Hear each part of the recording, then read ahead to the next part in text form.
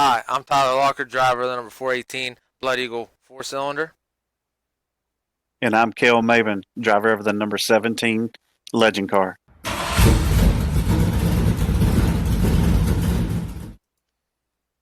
Hey, what's going on, everybody?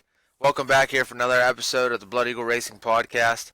Appreciate everybody coming back and tuning in and listening to this episode. We got tons in store. One that I've actually been looking forward to a long time. I'm Tyler. I got my buddy Cale here. Cale, what's going on? Oh, not much, buddy. Just getting back from vacation. We got back around 4 this morning and just trying to rest up for work tomorrow. And uh, glad to be back home, but don't want to go to work. Yeah. Yeah, it must be nice to take a vacation. It was nice. We was on the run the whole time, but it was nice. Yeah. Yeah, I know what you mean. Well, I know the one of the good things that even just talking to you during the week that me and you were going back and forth, you kind of lucked out because really you had 3 races and they all got canceled out. Yes, and I was thankful for that. Yes, I knew I was going to miss some races throughout the year, and we get 2 drops in our series, but um, I knew I was going to miss these 3 coming up. And after the schedule come out and my vacation was set, but with the rain, I guess the rain dance helped because I didn't miss any. So thankful for that. yeah, for sure. Yeah, it's even up here. We got rained out this past weekend, Friday and Saturday, and I couldn't really. I needed the weekend off really because I didn't get my tranny back from my buddy until Thursday. We ended up taking one of my old trannies that I have that ended up getting tore up over this season, and another one that he had. We put them both together and came out with one good tranny. And it's really nice to have he's a fellow competitor, and he those guys are helping me out and I'm helping them out. I had some parts for him that they needed, so that was super nice to work with those guys and be able to get a tranny for my car and all that stuff. And we ended up getting it put in Thursday night, and I could have had the car done for Friday, but I really didn't want to rush it. I'm not a real big fan of rushing, so ended up they canceled, so I was thankful for that. And then Saturday canceled as well, and I was just like good because I just wanted the weekend off. So I mean, sometimes you need those, especially those breaks during the season, just because you get so worn out and beat working on the car, and if you have a few bad weeks, sometimes you need to just take the weekend off. Right. That's good because you don't want to rush, man. You're going to miss something, and you're going to either tear something else up or miss a bolt and something come out. And yeah, you don't want to take that chance. So that was good that you got the time to go over your car and get your transmissions swapped out or whatever. And that's great, man. Be ready for next weekend and go bust that tail in, right? Gonna try to. Gonna try to. We got probably. I don't know what I'm gonna do. I gotta make a decision on Friday if I'm gonna go racing Friday, because Saturday is the. I'm not much of a points racer. I really don't care to run for points, but it is kind of nice. Maybe I don't. I'm not a points racer because I never was there to be in the points, so I kind of just never cared about them. But we're tied for Right. first down at Latrobe for the summer series. It's a 5 week stretch. Well, it's 5 races. It's like every 2 weeks, and it's this Saturday. So with working Saturday, if I mess up anything on the car Friday, I'm gonna have trouble getting to the track Saturday. So and getting it fixed. So I don't know if I want to race Friday. I mean, I kind of do because man, a win's coming. I can feel it. I mean, I'm close. I'm there every week. It's just trying to put together a full night. It's just very frustrating. But I know we're there, and I want to win so bad that you know what I mean. I'm trying to be patient with it, but it's just one of those things, I guess. But yeah, we'll see what's up. Yeah. No, you're gonna get it, bro. I mean, you're knocking on that door. Yeah, I've been knocking So like my hand hurts. I've been knocking for I know it. like Yeah, two I know. months. I know. I know. But you'll get it. You'll Yeah, get it. yeah. Well, I'm hoping. If not, I remember talking to you Well, me and you talked about it probably back in the beginning, middle of April, end of April. You said, "Man, I really want you to win, but I hope you don't win until you come down here, and it'll be your first win." So, I mean, hey, that's in 2 weeks. So I don't know. We'll see. We'll see. Man, that would be awesome if you win down here at Brush Creek, Yeah. man. Because we'll be there, and man, I'll be jumping on top of that 418. Oh, I know that's right. We and you both will. We'll shut that place down. I know that's right. That'll be good. But a new segment we're gonna have here on the show is gonna be like you know, you can ask us questions. I know some people have been. We've actually got some questions, just never really made it a segment, and we thought about that'd probably be pretty good for the show. So you can get a hold of us through Facebook at Blood Eagle Racing on our Facebook page. Go ahead and message us on there, and we also have a email as well.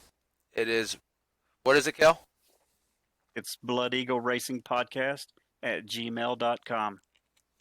So make sure you go ahead and get a hold of us on there on those platforms, and any questions you got for us, we'll be more than happy to answer them. Like I said, we do get questions. I'd say probably one or two at least a show, but we never really make it or integrate it into the show. So we're going to start doing that, make our own segment of it, and go into detail about the questions you guys have. So we appreciate everybody who listens, and we'd like to make everybody a part of the show. Yeah, that's gonna be a great segment for our show. I mean, people, they're always asking us questions. So, and one of the questions I get all the time is, where did Blood Eagle come from? So that is one answer that we will have tonight or today, or well, I'll just say near future. Yeah, I'll just say it real quick because that is one that we get a lot, and me and you talked about it, and I never even thought about saying it on the first episode. Like where'd the name come from? So actually I started the page it was an iRacing page. So, everyone has like a team or something on there, and I didn't want to use my last name because it gets butchered all the time, and it's nobody's fault. Everyone thinks it's, Laffard, or you know what I mean. So I'm like, I don't want to use my last name. Yeah. I want something different. And I'm kind of into the like my school mascot was the Vikings and all that stuff, and I kind of always been intrigued by that stuff. So actually I heard the term Blood Eagle on the History Channel on the Vikings, the TV series, the Vikings. So I just thought of that. I'm like, man, that's real catchy, and then just came up with just a red eagle and a blood eagle. There we go. We got it. So it was just something different, and I like being different. So we just that's how Blood Eagle Racing came about, and then we just me and you decided to do a podcast, so we just added a podcast to it. Yeah, that's awesome. Yeah. There was one guy I met down there at Disney World this weekend, just over racing. It was pretty cool. And then he messaged me the other day, hey, y'all should have a segment, not necessarily a segment, but just something on there, asking questions, and we can answer them and stuff like that. And well, I thought that was a good idea, and so brought it to your attention, and we're like, hey, let's throw it in there. So yeah, let's do it. People listening to us, man, we appreciate everything. Y'all listening to us and stuff like that, because that just, I don't know, maybe make the show better down the road, and that's what we're trying to do. We want feedback, so any feedback you have, please message us. Yeah, for sure. I mean, we've had some trouble. Mainly, the biggest thing that I've noticed with starting this podcast was the sounds. Trying to get you to sound good, me to sound good, our guests to sound good.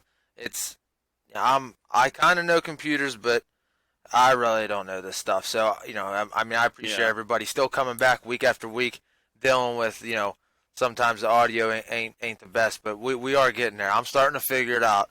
slowly but surely. So, but The hardest part is we're not together. You're in Pennsylvania. yeah, I'm in Ohio. We never even met. So that's the crazy thing. Um, but it's fun. We have a good time with it, and we became good friends uh, through iRacing and all this stuff, and talk every day. So um, this is going to be cool. Well, hopefully one day soon we'll get to do a podcast together in yeah, person. So yeah. Whenever I come down after, uh, the 418s in the winter circle, we'll definitely get we'll definitely do a podcast down there. So together, yeah, so it'll be good. that's right. But yeah. So on this episode, we got actually somebody who is the whole reason why I came back into racing. Is Rob Williams, the promoter of the SCDRA Northeast. The whole reason why I got back into four cylinders was I saw the money that was in it, and I was like, you know what? I can finally justify putting all this money into these cars, and let's go race for some, and making it a real respectable class. That was probably definitely the top two things, because four cylinders, they get a Yeah, bad rap all over, but he definitely does his best to make it as respectable and a class worth watching. And there's a lot of good racing actually in four cylinders. Just a lot of people just don't care because they right. the bumblebees. So, but no, Yeah.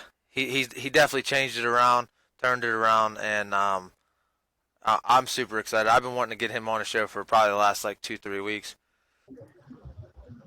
And now on the phone, the man himself, Rob Williams, the SCDRA Northeast promoter and fellow competitor of mine. Rob, what's going on? Oh, just another night, guys. Thanks for having me on. Oh yeah, you know it. Yeah, not a problem, not a problem. But so what, you actually ended up heading out today, a little last minute race turn together out at Goods Raceway. Yeah, yeah. Everywhere, you're local with us, so everywhere kind of rained out this weekend. And I seen Goods posted a post yesterday that they were going to run today. So I just commented on their Facebook page, and the next thing I know, they were willing to add the SCDRA class to their normal class and run two separate classes. So we had about 18 hours to try to round up enough cars to make it worth their while. So we ended up with around 14 today. So hey, it was a good, quick. Everybody had fun, and so I mean that's what matters. Yeah, yeah, for sure. That's a true racer. Finding just anywhere to go. You don't get 4 hours by. Hey, we're going. So, Yeah, 4 hours. It's 4 hours for us. So yeah, we wanted to race, and my wife will probably listen to this later. And funny story. She was out yard sailing of all things yesterday, okay. and I didn't even let her know I was setting the race up until she got home. And when she got home, I was just like, hey, by the way, we're going to race tomorrow. And she goes, where? And I was like, Ohio. She goes, no, I'm not. I was like, well, I am. Oh my God. So, Oh man. but hey, my family's been there from day one. So from everything, from the SCDRA to my racing, like I wouldn't do it without them. And this is the first race all year she didn't attend because she had plans. So Yeah. Wow, that's cool. Hey, Rob, yeah. what made you start this SCDRA series up? Well, it's been successful down south. Kelly Carlton started it originally down south and with the Georgia, it'd be South Carolina, Florida, North Carolina area. It was always successful. And a lot of our local tracks, like Tyler can tell you, they kind of started switching over to them, the same rules. And the rule package, some people don't like it, and I understand. But the rule package is so universal that we could run anywhere. And last year, a gentleman started to promote a bigger race in the area, and he backed out of it, and I kind of took over the role and finished the promotion, got the race in for him, etc. And after that, I was just like, I really think there's a need in the Northeast for these races. And a lot of people call me crazy, and they're four cylinders or whatnot. And So we did our first one last year. Just it was kind of spur of the moment. One of my home tracks, Thunder Mountain, reached out and was like, "You have 2 weeks."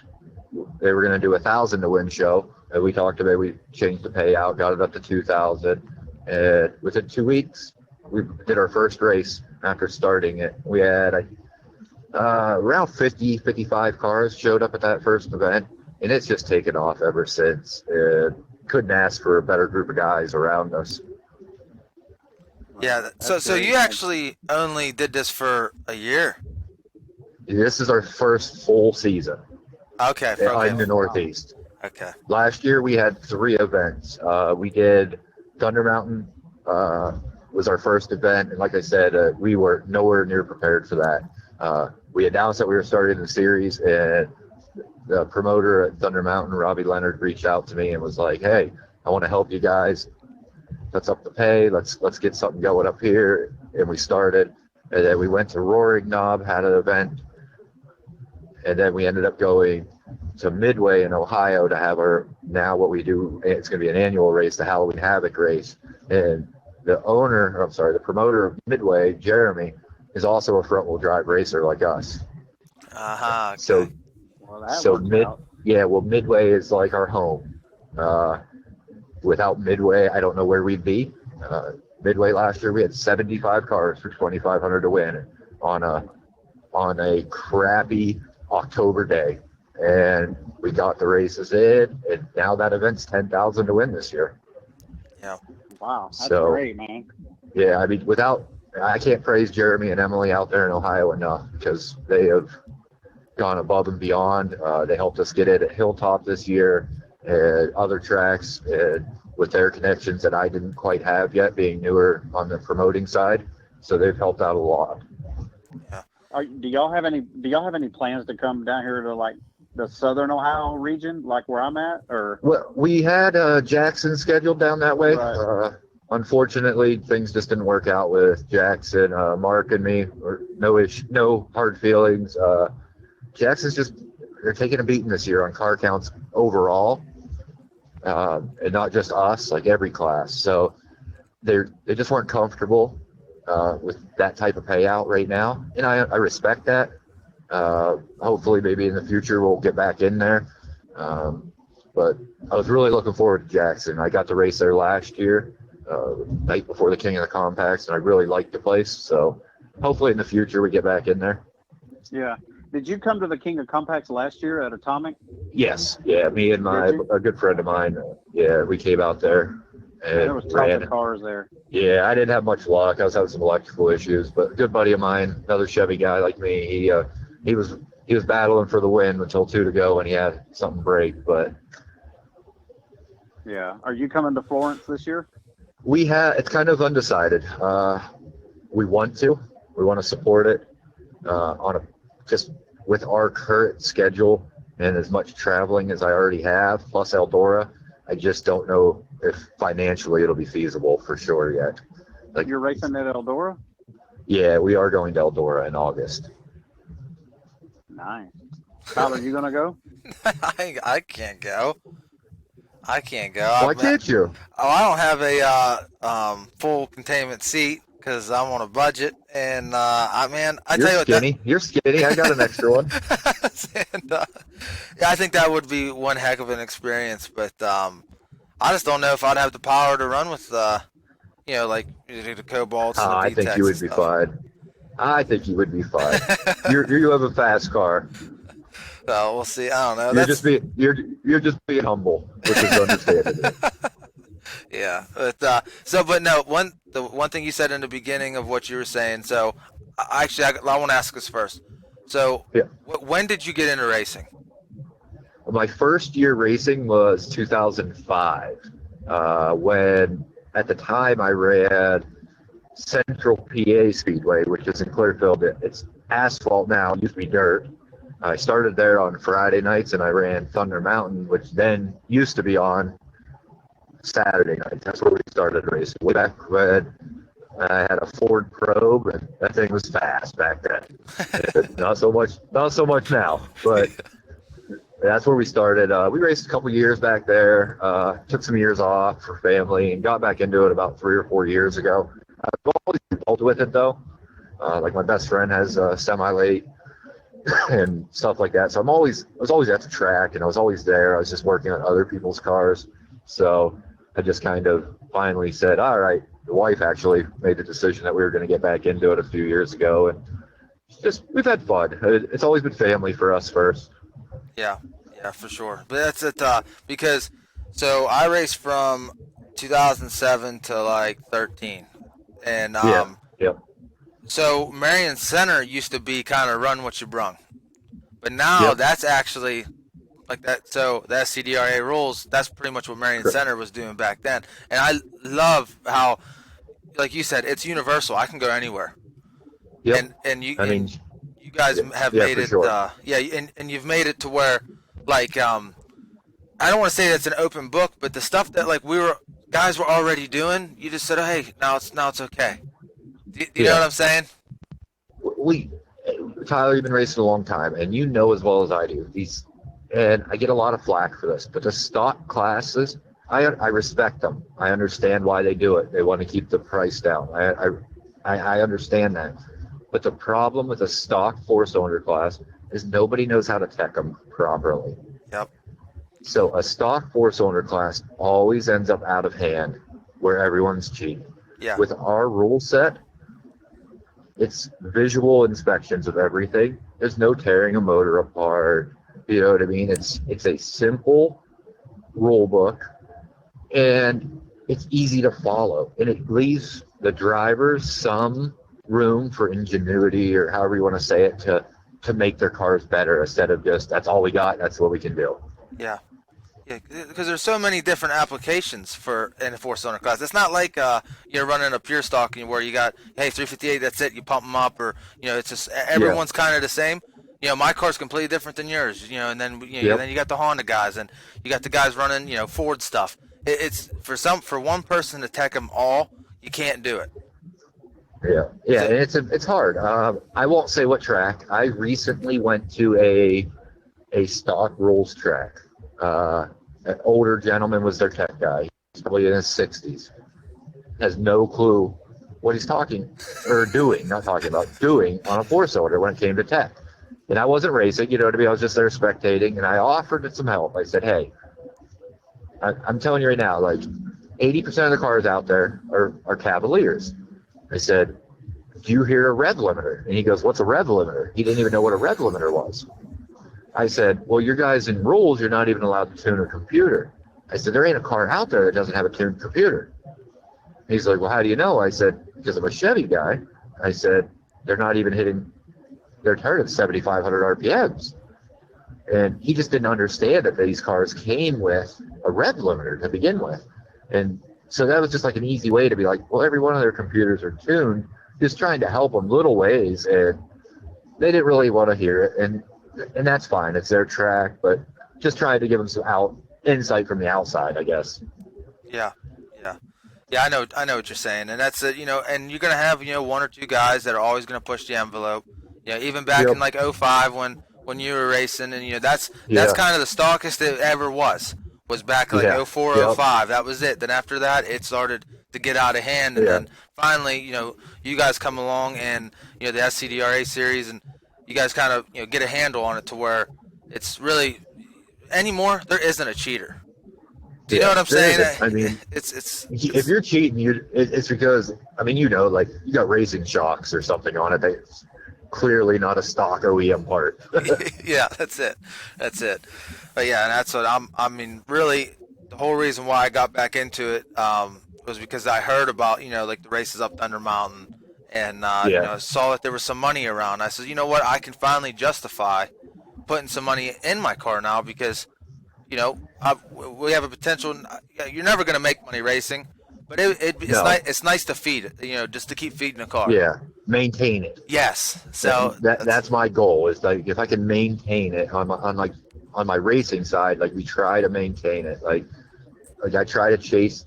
People, I say it's funny, corny, but I chase the money. I mean, that's like me personally. Like I try to run where it pays the most, and I have the best chance of finishing.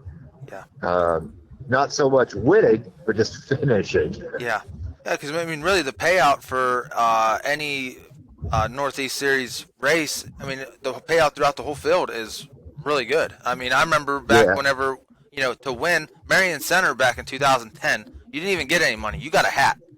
You know what I mean? Like Yeah. whenever you won, Yeah, like you and- got your tow money, but we raced for $50. Now, what to start one of your races, just to start, Yeah, it's is $150 minimum. $150. Yep. So. Yep. I mean, right there. I mean, which don't sound like a Yeah. lot, but really, hey, that's your gas to get there. I mean, so it's Yeah. helping with the It cost. makes it worth your while at least to come have some fun. Yep. More, Yeah. than more than we race for. Yeah. Well, and I'll tell you what, Cale, our Halloween Havoc race here, the complete payout hasn't been posted yet. We're still kind of working out some details, in the middle, but it's $10,000 to win, and it's going to be $400 to take the green flag Wow. for that's 4 great. cylinders. It's roughly, and don't quote me yet because, like I said, we're still working on some of the little stuff in the middle, but right around $28,000 to $31,000 payout for 4 cylinders. That is great. Yeah, that's Great, awesome. man. We're always aggravating Tyler about the 4 cylinders all the time, but but we race for fun in our Legend Car Series, and Yeah. and we have fun, and a lot of people want to race for money, but it don't matter to me. I just want to race with everything I've Yeah. always wanted to do. But just Tyler's always talking about racing for this big money, and big money. It's like, wow, just in the 4-cylinder class, it's Yeah. better than some of these modifieds and Yep. late. Yeah, I mean, stuff. we know we're never going to have the respect as some of the late model classes and stuff like that. And we understand that, but I strive every day to try to keep us moving forward and never back as a series. Always trying to improve our image. Like at the track, like with these guys, like I know Tyler hasn't gone to one yet, but like I'm that promoter that before you go on the track in that feature, I walk through that lineup every night and I shake every person's hand every night. Every night. I don't care if I'm racing, I'll jump in my car and jump in last if I have to. But like the little things to try to show these drivers that we care, it's gone a long ways. When you look at our last couple races that we've had, we went up to Bradford 2 weeks ago, I guess now. And that is a small bull ring. We started 25 cars, 18 finished with 3 cautions. Like, Wow. you can't beat that. Oh, And that's it great. wasn't in the cars that dropped out were mechanical issues. It wasn't like they were wrecked out. They just overheated or broke an axle or just normal race stuff. And you go back another 2 weeks to Winchester. We started 31 cars for 35 laps, and we had 3 cautions again. Yeah. I mean, Wow. That's great, especially when you're talking about money guys. Sometimes they won't act as themselves or really show any a lot of respect Yeah. because all the money's on the line. I mean, heck, I've gotten completely total for a 3rd place and $75 this year. So for you, yeah. Tyler, on a personal level, me and you have talked about some incidents, so we know. I know I had to bring that up, but I mean that's so to see that. I mean, really is just fantastic. The level of drivers, and that show up. It's the give and take. Yeah. Give and take. Everyone races, not everyone, but a lot of the guys that come to these races, they run them all. So they travel together. We race together all the time. So they know what they can do and can't do. And they don't want to ruin the respect of their fellow driver that they got to run with the following week for another big running race. Like there's a give and take, and everyone just understands that, and it goes better then. Yeah, for sure. That's and really, I mean, I wish tracks. You're talking about like the respect and what I say on this podcast all the time. I really, I know they see it because I talked to a few track, promoters and stuff. The 4 cylinders they're the backbone of dirt track racing. I don't care. Yeah. I will argue that forever. So I mean, we're the ones that have the most car count all the time. We bring, you bring your family with you. I have 2, 3 of my buddies. We really pay out, everyone else's pays, and to really try to get some respect. There's some people out there that who act a certain way who kind of hurts our image a little bit, kind of like how the image that we have. But with Yeah. with your series that you created up here pretty much and really got going is showing everybody around here that we are a legit class. Yeah, for sure. It's just hopefully it continues. Like the momentum's good right now. Like I'm pretty excited to go down to Cumberland. That'll be the biggest track we've ran to this date. So that'll be a fun place. It's pretty high speeds and guys coming from I know like North Carolina, stuff like that are coming up for it just because it's going to be so fast and they want to experience it. And so I can't wait for that one. Have you ever been down there? I have not. I've always kind of wanted to, but I'd never have time to like race Friday and switch transmissions, being a Chevy guy, to be competitive on Saturday. Yeah, you sound like me. But talk about a beautiful place down there. I mean, right across like where you sit in the stands and you're looking over the track, there's a huge mountain, like a big face of a mountain. Dude, it's super cool down there, and that track is super fast. But now, one kind of last question I want to ask you as the promoter. Then we'll go into Rob the racer. What's your plans for this series?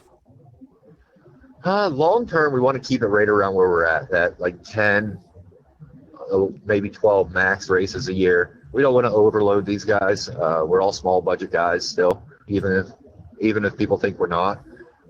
We try to keep them spread out. Like we've had, we don't really like to do back-to-back shows because we know people get tore up, stuff like that. Kind of this year, we're going to have a couple of them, like coming up in August. We'll have Hidden Valley back-to-back nights, both 2,000 to win shows. This kind of worked out because of a rain out, and being that they're so close together, it kind of feels like it'd be a good opportunity. But long term, we just want to keep what we have going. We're trying as a series. The biggest thing's transponders. Long term, we're trying to save up everything that we do make to buy our own transponders to rent to guys because they're ungodly pricey to rent and it really hurts the little bit of profit that we do make. And I do want to talk about that real quick. A lot of people think that as a series we're making a lot of money, and we never did this to make money. We don't charge like a sanction fee like any of the other people that come in. They charge you to have them there, and then they're like, we give a huge percentage of all the registration money back to each track, and we just keep the bare minimum to cover our employees that we do have and our travel costs. We don't, if we're making money, it goes back into the series always. So I see a few people comment here and there thinking that we're getting rich doing this, and it's just like racing. We're definitely not getting rich. Yeah. Well, it's a series, run by a racer for the racers. Yeah. So I mean, that's it. That's it. Like, I'm one of you guys, so I know kind of where the complaints come from, and I know. So I try to do my best because I am a racer to think as a racer and a promoter at the same time. Yeah. Yeah. No, I mean, I know I appreciate you, and I don't care if you were making money. I mean, you're taking the time out of, all the time you're putting into this, getting a hold of tracks, trying to get a schedule made and getting everything in order. Then the track day comes and you're trying to race as well as, make sure tech goes okay and, payouts will go all right and the race goes okay. I mean, that's got to be stressful. So, but no, I mean, I know. It's definitely stressful. Yeah. I know for me. Hard work too. Oh yeah. Well, definitely hard work. So I know for me, I appreciate you. Like I said, I haven't made a race yet. I'm sure you will. I will. I'm going to be at Hidden Valley for sure. I'm going to try to make Thunder Mountain, but I work every Saturday, so it's kind of rough. You know what I mean? I gotta pick a day, so that's why really I race Dog Hole is because it's only 10 minutes away, and I'm home pretty much. Besides that one night we raced, that was 3:00 in the morning. Normally I'm home by 12. So I got to stay and watch, but yeah, I didn't even know you were there. You should. Well, now that I got your number and stuff, you have to let me know. Yeah, I was just up there. I was in the stands watching that night, but I didn't come down to the pits. the night after I won that special, so I just kind of minded my own business and watched. Oh boy. But so what? The one thing I wanted to ask. Sorry, Cal. I'm asking all the questions here, man. I told you. I know I've Cale I feels got a like question. he's left out. Go ahead, Cal. No, Go ahead, no, Cal. I'm good. I got a question for him, but I Go was ahead. wanting to save it to the end. Okay, I want to save it to the end. So All right. go ahead. All right. I told you I've been waiting to get him on for like 4 weeks. I know it. So You've been talking about it forever. So I have all these questions I wanted to ask him on the show. And my schedule, you know, Tyler, like we tried to do it a couple weeks ago, and I was like, I can't. I'm racing that night. Like Yep. it's just, if I could race 7 days a week and afford it, I would. I mean, that's just as a racer, I just love to be out there. Like I love the win, lose, or draw. It doesn't matter. I just love the atmosphere and the friends that we make along the way. Oh, for sure. That's well, actually, what, 2 weeks ago, you came. Me and you were talking at the track, and Yep. there was questions I wanted to ask. I'm like, nah, I'm saving it. I'm saving it. So, I didn't want it to seem like it was, scripted or nothing. So, Yeah. But so, If what you made ask you? away, and I'll answer. You got it. So what made you want to get a Cobalt? I've always been a Chevy fan. When we bought our first one, race ready from a guy. See, like me, I live in Williamsport, PA. And there was a guy that ran Clinton County, and he had a pretty good deal on it. And I didn't want a Honda, just because it seemed like everybody was jumping ship. I didn't want a Neon because the Neons were dominant for so long. Yeah. I've always wanted to be that guy that had something different that would win.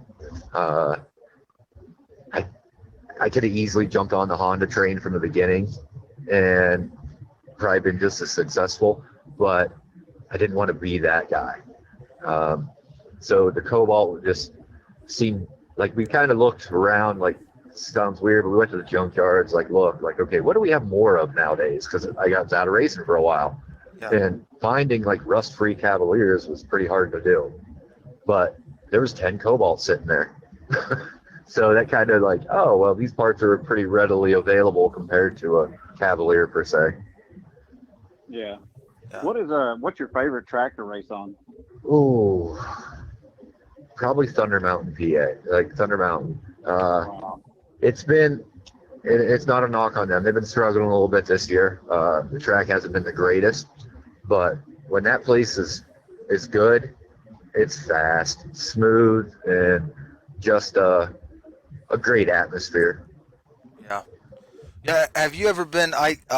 So I would have to say probably one of my favorites, because I really don't have like a favorite that I've per se. But have you ever made it to? Well, I don't know what motor you have.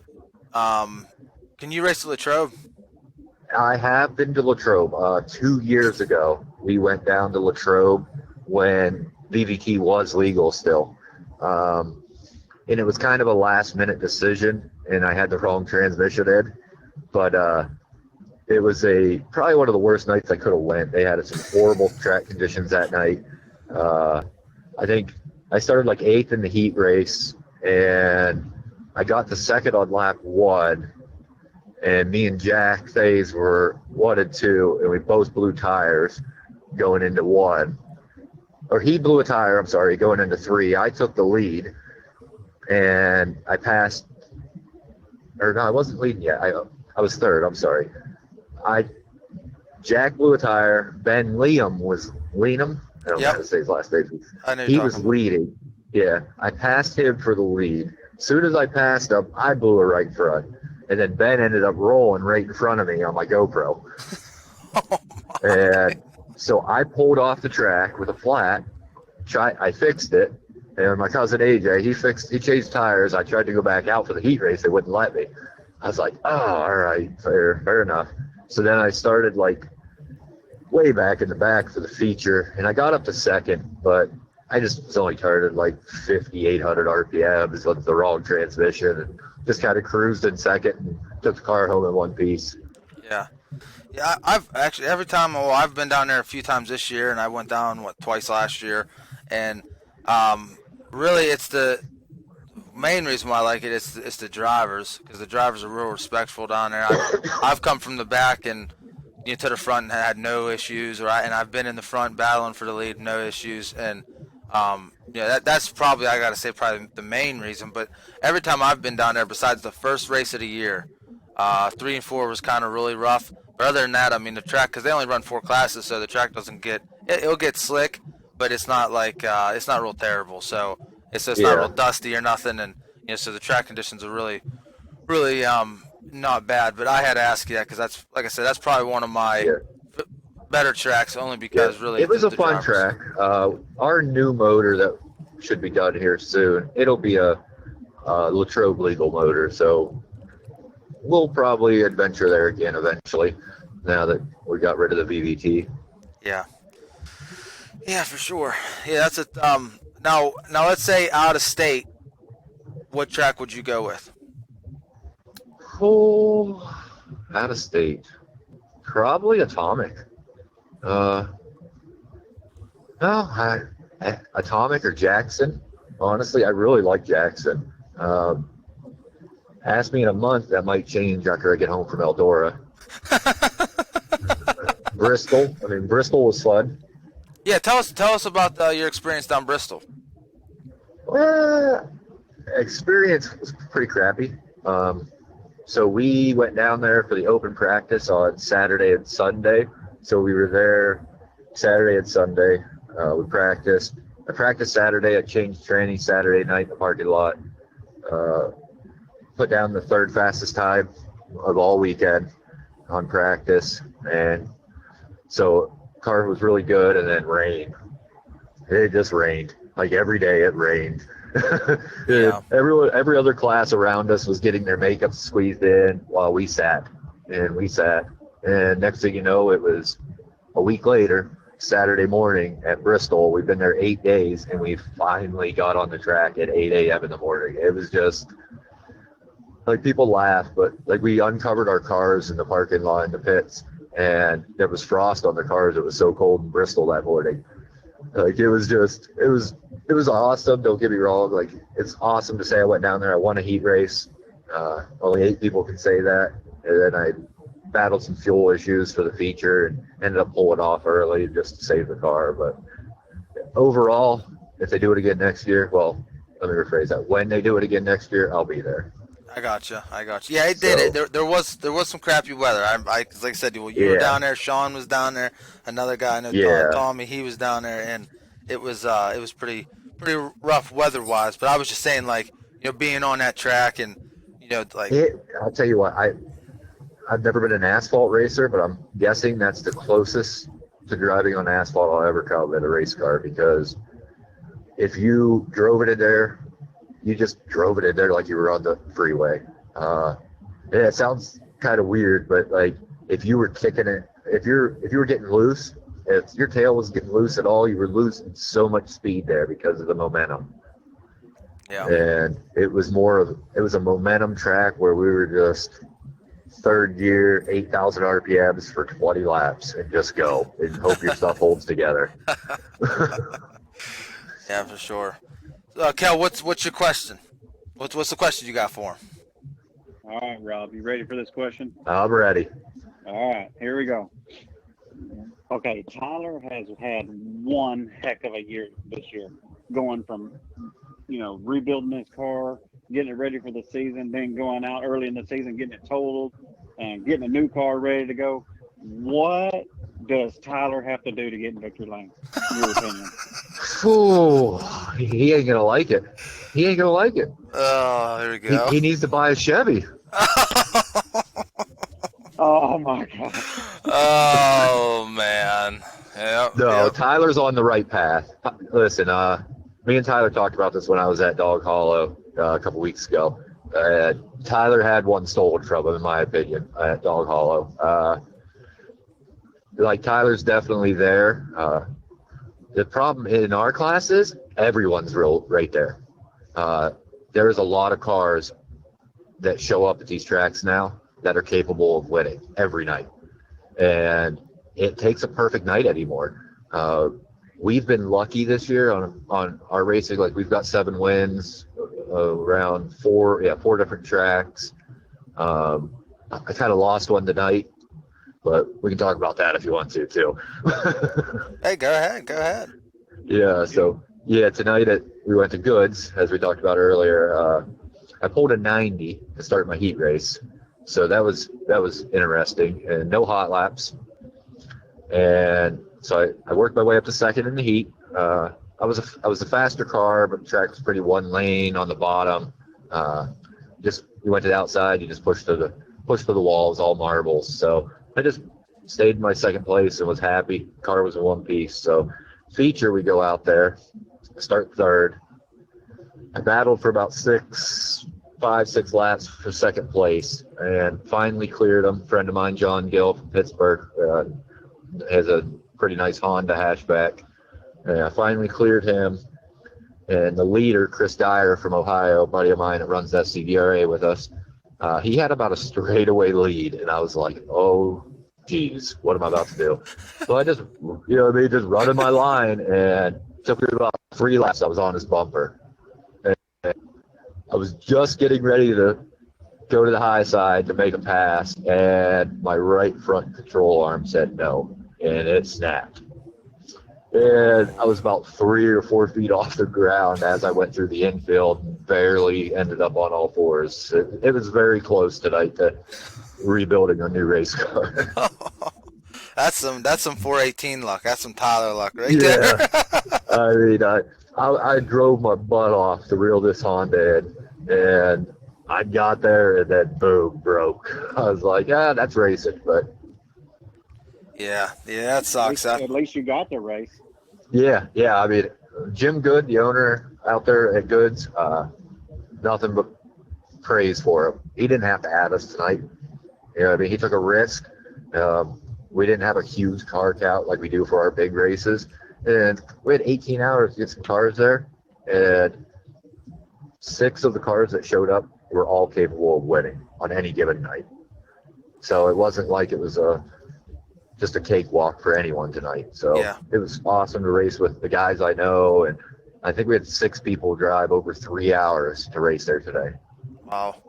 Yeah, that's that's crazy. great. You are right though about so whenever you were at Dog Hollow for the 750, you had Adam Pletcher in front of you, then you, and then me. So really, and then Yep. so anyways, the first 3 rows really, Anyone could win. any one of us really could have won. I mean, Yeah, you're 100% correct. I mean, everything has to go your way. A bad restart. I mean, I think it was it there? One of the Hondas missed a shift. That gave me 2 spots. Boom. You know what I mean? And Yep. like that's all it takes. Like you miss a shift, or I mean, me personally, I don't shift at all, but some other people do. But that's all it takes. And next thing you know, you're behind the 8 ball. And when you get behind the 8 ball with the higher caliber cars, it's a lot harder to catch back up. Even restart or starting position as in inside outside. I mean, you saw that firsthand when you came to Dog Oh, yeah, Hollow. You and Adam were on the bottom, and as soon as the green came Yeah, I out, learned you the guys hard way stayed in the there. feature. Yeah, I went to the top. I said, okay, them guys are gonna stay on the bottom, and then then right there, then if you get stuck, in the middle or like you said on the bottom, and you're trying to work and really, Yeah. it's really the middle or the top. Well, you got to watch. Yeah, well, Cale, you probably didn't see, I mean, obviously, but that night he's talking about, see, I started dead last in my heat race at Dog Hollow, and it was 750 to win. And I was like, oh, man, here we go again, dead last. And everybody in the heat race went right to the outside. So I was like, well, the only place I can go is the bottom. And I went from the 8th to 1st in like 2 laps on the bottom. Wow. And that's where I stayed. I was like, all right, we're good. Feature time rolls up. I started on the inside. I was like, all right, guys, you guys enjoy the top. I'm going to hang out at the bottom. 2 laps in, I went from like 3rd to 7th, and I was like, oh, wait a minute. This bottom's no good. Yeah. And then I had to, like Tyler said, I got to the outside, and I just started picking cars off and just worked my way back up to the front then. Yeah, I was lucky because that's the night, Cale, where I ended up breaking my throttle body, and I was on the top, and Yeah. it just shut off. And I was able to look back and see like all the cars coming. I was like, oh no, I'm turned down. But yeah, I know. Whenever Yeah. I'm not gonna lie, when you went to the bottom, I was smiling. was like, thanks, Rob. Yeah. Thanks. Yeah. But I mean, that's just hey, you know the track better than I did. You know what I mean? That's the Yeah. second time in 2-3 years I've been there. Yep. So Yeah. It's always good racing with you, man. That's a absolutely. fact. Like just like tonight, the guys I raced with tonight out goods, door to door. Nobody hit anybody. And it's a small track, and we just had a good time. Win, lose, didn't matter. Like afterwards, we're all standing there, all the SCDRA guys like shaking hands, hey, good runs, and see you guys next time. Yep. So, Yeah. so Tyler, when are you getting that Chevy? I'll build it for you. Yeah. Just saying. I don't know. I don't know about that. I don't know. I don't know GMs. I only know Neons. Well, hey, you had one of my sponsors and one of the best GM guys on the show recently. That who is would help true. too, I'm sure. That is Garrett true. Jacobson. Yep. I know he definitely would. He definitely would probably help.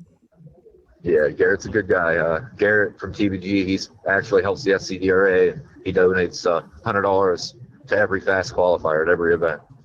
Wow, So, that's pretty cool. yep. Sure. Well, Tyler, we're going to have to find you a Cobalt. Okay. But well, It's hard to switch. it is. It's especially because, like I said, back in you said it for sure. I mean, and actually, Neons are getting harder to find because they've been raced for over 20 years because they were dominant for how long until the VTEC they were the car to beat for a long time until everybody else was able to start putting other things together. Yep, for sure. So I mean, that's I know eventually I'm gonna have to because they are kind of getting a little dated. There you can there's a few fast ones like Sean's car. We had him on a show. Yep. His car's super fast still, but we're like I said, the Neons are slowly starting to fade out. So eventually, if I'm going to stick with racing, and because I probably won't ever move out of this class, but if I stick with racing, I'm going to have to go to something different.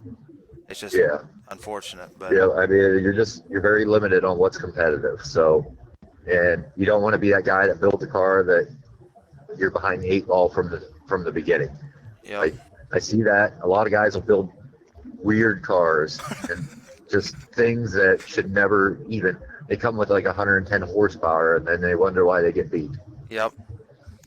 Yeah, for real. Yeah, you can't take like a Saturn or a Legend car. Yeah, that's if they don't run them up here. All right, Rob, do they run Legend cars up here? The closest to me would be Trailways. How far is I that? believe they run them at Trailways. About an hour and a half, 2 hours. Same with Linda Speedway. That's near Jonestown, Bernheisels. That's where I was at Friday night. They run them there. What about Baps? I think Baps runs them. Okay. Lincoln. First of all, how far are you from me? How far is Williamsport from me? I'd say. Well, how close are you to Dog Hollow? I'm like am 10, 15 2 minutes. hours and 40 minutes to Dog Hollow. Holy heck! Oh yeah, I guess you are that far. Yeah, I guess. Yeah, I'm only 40 minutes from the New York border. Okay, so Cale, he's saying the tracks that run them are like 5-6 hours away from me.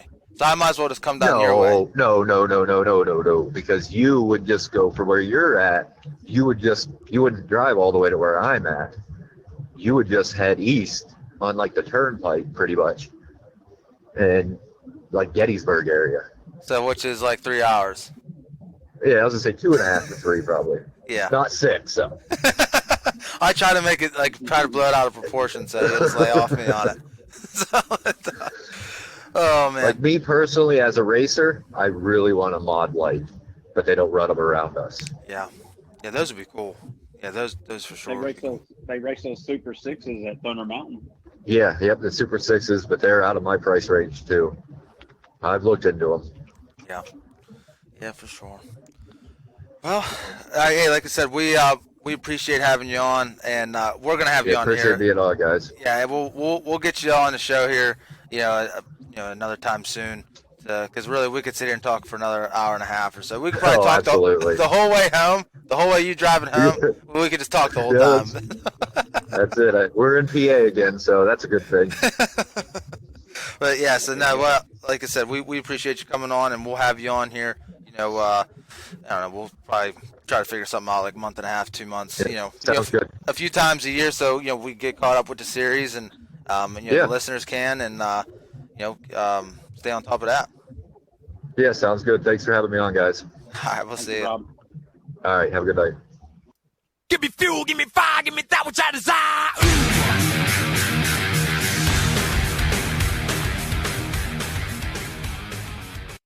And that was Rob Williams, everybody. That's SCDRA Northeast promoter and my fellow racer. And man, what an awesome interview! That was really awesome to have him on and talk with him for a while. And like we just said, we could have talked to him for another 2-3 hours. At least I could have. I don't know about you, Cale. Yeah, that was. I was enjoying that, even though I'm not a front wheel drive guy. But that was a great interview. Yeah, it was I much can't as- believe you asked him what I needed to do to win. What does Tyler need to do to get in victory lane? I can't believe you Hey, asked that. well, I want you in Victory Lane, Bo. I Oh, mean, we're gonna try to get you there. Yeah, don't worry, we'll get there. We'll get there. Yeah, yeah. But yeah. So make sure everybody, keep up. They have a Facebook page. Like I said, SCDRA Northeast. Go like it up. Keep on top. They always sharing where they're going. If you're a 4-cylinder guy, they have. You can see who won. Like so Bradford. Chris Anderson. They had his picture up there and all that stuff. And you can keep up with the series. And like I said, I'm super happy that of what he's doing, and I just can't express that enough. And keeps me racing. And like I said, I haven't made it to any this year, but really all they had was 4 races this year. So it's not like I missed out, on pretty much almost half the season. But Yeah. everybody knows the trouble I've been having, so I get a pass. Yeah. We'll But- get you there. Yeah, Little at yeah, we'll get there. But what news you got, Cal? The Tri-State Legend Car Series had a race tonight in Circle City Speedway over there in Indianapolis, Indiana, and Stephen Parton, the Ohio Valley Legend Car Series promoter, actually won that race over there, and Oh. Casey Ulm come in second, and Mark Daly come in third. So it seems like that was a pretty good race out there. Decent. Good I saw some mixture of videos. different people. Yeah. I saw some videos and stuff out there, and who went live? Oh, actually, Tri-State went live. Cliff. No, it's Cliff. Yeah, Cliff I think- went live. That's right. Yeah, Cliff went live because they actually sold Nicholas's Legend car, so they're gonna try to get him another one get him another one going pretty soon. So Yeah, I thought they had uh, like an asphalt one, don't they? they do that, and it's in Charlotte, so I think they're going to go down to Charlotte and pick that up and turn it into a dirt car, so he can race with those guys in that Tri-State Legend Car Series. And we had 2 other drivers from Ohio, Legend Car drivers from Ohio, Tyler Scott and Steve Duderstadt. They went down to East. Let's see, what was the name of that speedway? They went down to East Lincoln Motor Speedway down there in North Carolina, and there was a bunch of Legend cars down there. And Tyler ended up finishing 6th, and Steve finished 8th. I thought that was pretty good for those guys traveling all that way and doing a pretty good job. So Yeah. and down there at that race, a guy we had on the show on episode 7, Drake Troutman, was down there racing his modified, and he had a chance to jump in a Legend car, and he goes down there and finishes 2nd. Yeah, I saw that. I thought that was pretty neat. Yeah. Yep. I did see that. Yeah. That's He hasn't raced that Legend car very much, and every time he races it, man, he does well. a wheel man. Yeah. Old Drake is a wheel 16 man. years old, man. Yep. Yeah, for sure. Barely has his driver's license and just racing cars like nobody's business. Yep. A dream, something we would love to be doing. Yeah. That's why I need to, get some people behind me. Maybe you can start helping me out to where I can just quit my 9 to Quit 5. your job and go racing? Yeah. Yeah, I wish I could. Kelmaven We'd both be doing Motorsports. Yeah, that'd be cool. Something. But yeah, I don't have much when it comes to news. Like I said, like we just talked about with Rob, the 31st, Greater Cumberland Raceway down in Cumberland, Maryland, 2,500 to win. That's about the next one, and then it's August 13th at Thunder Mountain. So I know I Yeah. won't be there the 31st because I'm coming down your way Heck yeah. to hang That's gonna be out fun. and You're gonna hang race out. at Brush Creek. Yeah, Hopefully we can find a legend car for you to jump in. yeah, So you that'd be have cool. race 2 different cars. Yeah, You that'd know, be sick. get out here and have some fun. I mean, see what these legend cars are all about. Yeah. I'm not very good at them, so you'd probably beat me. But Yeah. Okay. it's a lot of fun though, man. It's just I would. a lot of fun. Maybe Levi will let you drive his car Yeah. Yeah. Yeah. He probably would. after he just got that motor put back Yeah. together. Now, hopefully, we can But find one. Yeah, I'm trying. I'm trying to find you one. Um. This Friday our legend car series goes to Jackson. The track that canceled y'all's race is actually hosting us this weekend on Friday night. Oh, And really? I think that's our only race this weekend in the series. So we'll be heading there Friday night, and then I think the Tri-State they're going to 35 Speedway. I don't know. We might go to that one. Go race with them boys this weekend. I don't Yeah. know. Yeah. See what happens. Mm-hmm. And then, trying to think when our next race will be after that. I think we'll be at Brush Creek the next week after that. Yeah. On the After. 30th. Yeah, Yeah. we'll be On the the 31st. Yeah. Yeah. That's right. Yep. We'll be there with those compacts. Yep. So They'll be which tearing is up the track. So it'll be bumpy night. But go ahead. Oh man, always giving me flack. Always giving me flack. Yeah, I'm just messing. No, actually, I think it's gonna be. I've never really cared about those cars until I met you, because I mean, now Well, that, we're following you. It's giving us a different. outlook on it. That's what me and Rob were Yeah. talking about. We have a certain for so many years. Since it was the poor man's class. It's just really the one thing. I don't know if I said this on a podcast, but I'll say it again. Nowadays, we should definitely not get treated like how we did 10 years ago, 15 years ago, because the money that's in it, and the reason why there are fights and there's drama is because the stuff that happens in, let's just say, in a pure stock or in a mod or in a late model like a crate late or something. I mean, really, we're not much farther off when it comes to money than them guys. I mean, I'm saying used. If you go out and buy brand new, actually, yeah, we did talk about this with Josh. If you go out and you buy like a brand new chassis and stuff, but what I'm saying is we have enough money now to where we need to be looked at and handled accordingly. So if something would happen in another class, they would hurry up and nip it in the butt right now. But if it happens ours, they let it go. So if the tower, like what we've been having trouble with at Dog Hollow, if the tower won't do nothing about it, the drivers will start.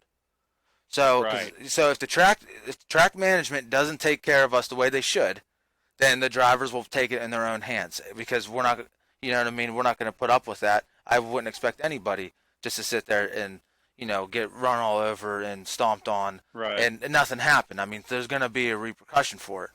So Need a respect all the way around. yes, and that's what the tower needs to get it done on the track, so it does not go to the pits. Because if something happens and there was something dirty done and the driver who did it dirty gets penalized on the track, I'm going to about guarantee you nothing's going to happen in the pits.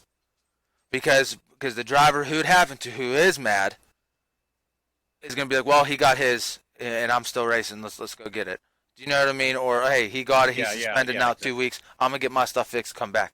So, I mean, that's one thing that I didn't talk to Rob about because I had so many other questions for him. But when we have him back on here in about 5-6 episodes, we'll have to bring that up to him. But I imagine he'll agree, because me and him we're kind of biased because we are four cylinders, but I'm just trying to say from a four-cylinder guy, if you wouldn't have the problems that the horror stories you tell me down in Ohio, because what happens in Ohio used to happen up here, 10 years ago. So Right. Yeah. that they need to they need to start respecting us as a class, and then we'll because we have a lot of money in our stuff. So I think his series though is gaining respect, so that might it can is. filter over into the other classes. Yep. Yeah. See, I because mean, the front wheel drive class around other tracks. well, yes and no. So I know he has a little. He does have influence even around, like even in my area, because something happened and um, I ended up talking to the one of the promoters around here, and or the director, and I mentioned it to him like, hey, SCDRA did this to these people, so just letting you. And he's like, oh, nope, already on it, So now them people are being watched. So Yeah. that's good. Is which that's what me and Rob talked about at the track. I was super happy with him putting his foot down and saying, nah, enough's enough. We're not running like we did 10 years ago. We're just different now. And he's coming in and he's getting it squared away, and it makes me as a four-cylinder driver, that makes me happy, and I can hold my head up high even though at the track and stuff we don't really get treated that way. Exactly. But, well, that was a long podcast. Actually, I bet you we're around an hour, so we're about normal. We try to keep it around an hour for everybody because you can only listen Right. to Tyler talk for so long until you get bored. So, Before we go, I just want everybody to make sure they get their questions out there so we can get them into the next week's show, and just help our show gain another segment. yeah, For our future guests and stuff like that. Maybe we can have the guest answer the question or something like that. And yeah. and also I want to thank our sponsor, First Dang it. Guardian, with Cold Dement. Man, we really appreciate him backing us all the way, and I know he's been really busy with his business, taking off. So we really appreciate him. And, Yeah. everybody be looking out pretty soon. We got us a new logo made, so everybody be looking for that. Maybe we'll get some stickers made and start handing them out. Yeah, start handing them out, and I believe we're gonna get some shirts made. If you would like a Blood Eagle Racing podcast shirt, make sure you get a hold of the email. It's bloodeagleracingpodcast@gmail.com, or message us on Facebook. We'll kind of get a ballpark where we need, and then tell you guys the prices later. But we'll try to hook everybody up. Maybe we'll do that, Cale, too. What do you say? Appreciate all the support Yeah. Yep. everybody's been giving us. Yeah, We love doing this show for fun, and we appreciate all the support everybody gives us. Yep. So make sure you check us out on Facebook. Get a hold of that email. Once again, it is bloodeagleracingpodcast@gmail.com. Put your questions in, and if you'd want a shirt, tell us you want a shirt. And like I said, whenever we got that new decal, that new logo made, we're gonna start getting that, getting shirts and stickers and all that stuff. And we're figuring it out as we go, but we're gonna get it figured out. Heck yeah. So we will see everybody next week, and we'll see you later. Worldwide.